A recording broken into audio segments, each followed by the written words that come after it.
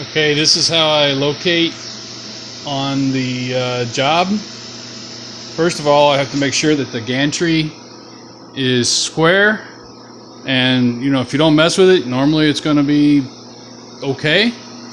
But if you want to check it, I've got a line. These lines are supposed to line up, but you can basically you don't have to line them up. You can just or maybe I'll change that so once I get 0 over there, I'll erase this line and I'll put a new line there. That'll be a good way I can just look at it.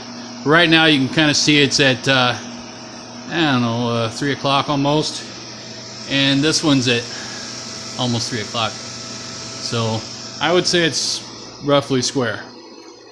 And then you have to go to jog mode, which is tab key here, and go to step mode. And right now I'm in 10,000 steps, so that's fine. Because right now I'm a little bit a little bit off. I was messing with it. I was squaring the gantry, so it's all out of whack right now. So just use the arrow keys. These are your X and X, plus Y, minus Y. And there's your Z up and down. Same as here, Y, X. So I'm going to use I like to just grab these. It's just a little less confusing for me. So right there, I'm not even touching. I'm jogging to the right 10 at a time. So it just jumped up there. And you can see I'm pretty close to the center X, but I'm way off in the Y. So that's the wrong way. So it's in that ballpark now. So it's at 0, 5, 10. All right, so I'm ready to go to the step, jog step at 1,000 now.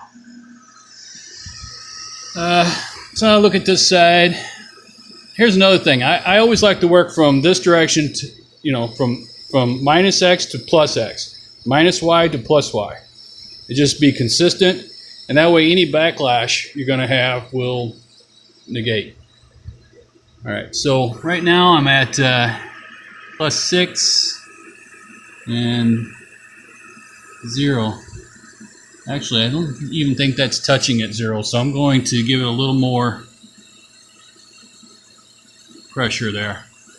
Now I'm at minus 7 or 8 and minus 12. So I'm going to go to the right.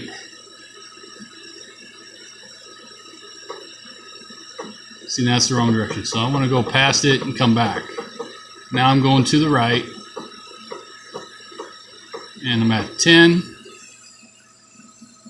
Well, actually I'm at 12 and 10. I'm going to go one more click. No, actually I've gone past it again. So I'll go back and come back to the right again. All right, and in the ballpark now. So it's going to be like minus 11 or 12. It doesn't much matter until you get them both close. Now I'm going upward. I'm going Y positive. And that's about minus 11. So now we're at minus 13. I think I went too far again, didn't I? Yep. So it's be more like minus 12. All right. So that's minus 12-ish. Now this doesn't have to be just right on the nose. I'm going to go up 1 in the Y. There we go. Now, these are ball screws, so you can get pretty good.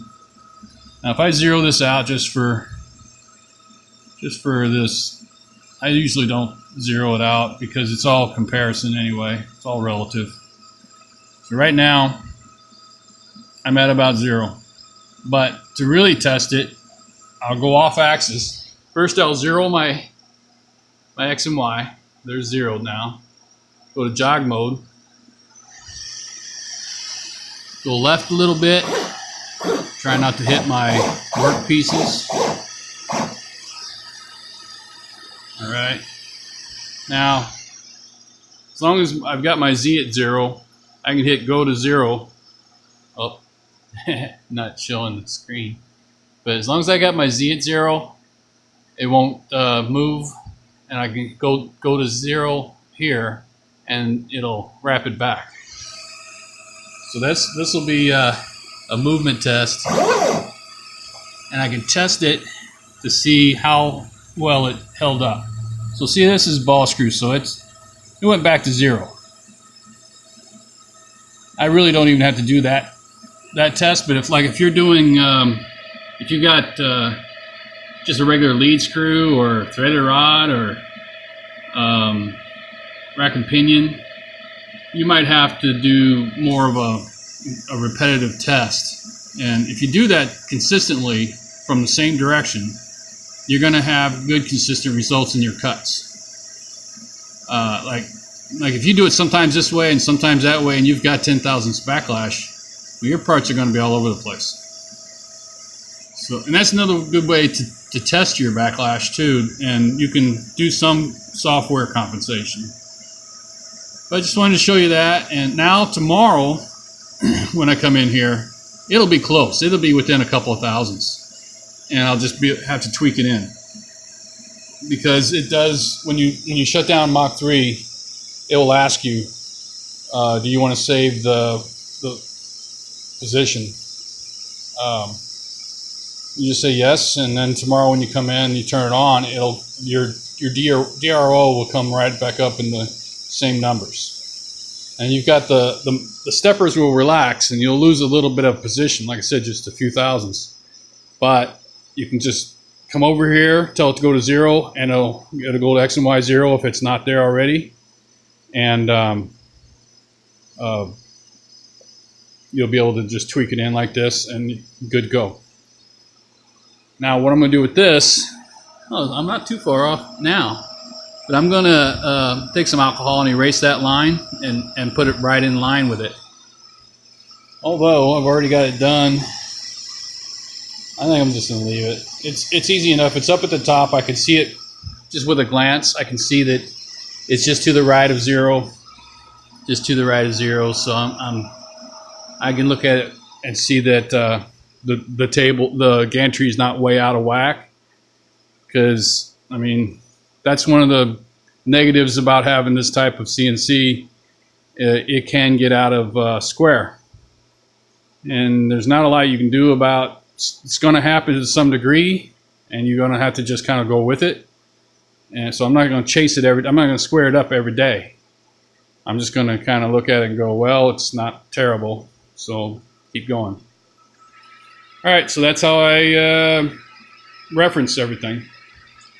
Next thing I need to do, well, that's how I reference the X and Y. Next thing I'm going to do is I'm going to put a little touch plate here, like a little aluminum angle plate piece, and then wire that down to the, there's a input on the breakout board for a touch plate. So I'll wire that up, and then I'll be able to do this for my X and Y, and then I'll have an automatic Z tool set with this. The reason I'm going to do it with an angle plate is that if I do it with a thin angle plate, aluminum angle plate, first of all, aluminum is a pretty good conductor, and second of all, if it's thin, it will flex. Kind of like this system.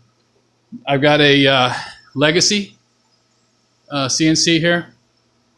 And what they've done is they've got this, it's on a magnet so it sticks, but that's your aluminum, and you can put it on your part if you want to do it that way.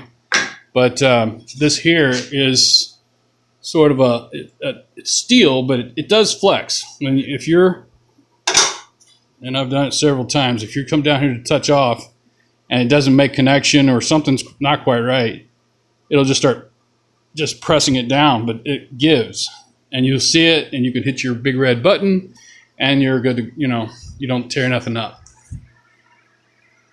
So that's a quick, easy way to do it. So that's what I'm thinking about doing over here, and then that'll be the setup routine daily, X and Y there, and Z every time you put a new tool in. Once you have a reference, like if you're working off the top, and that is whatever it is from here to there, then everything's going to be with that offset number. Anyway, you'll see later. I'll make another video about it at some point when I make that touch plate. That's it for this. Thanks.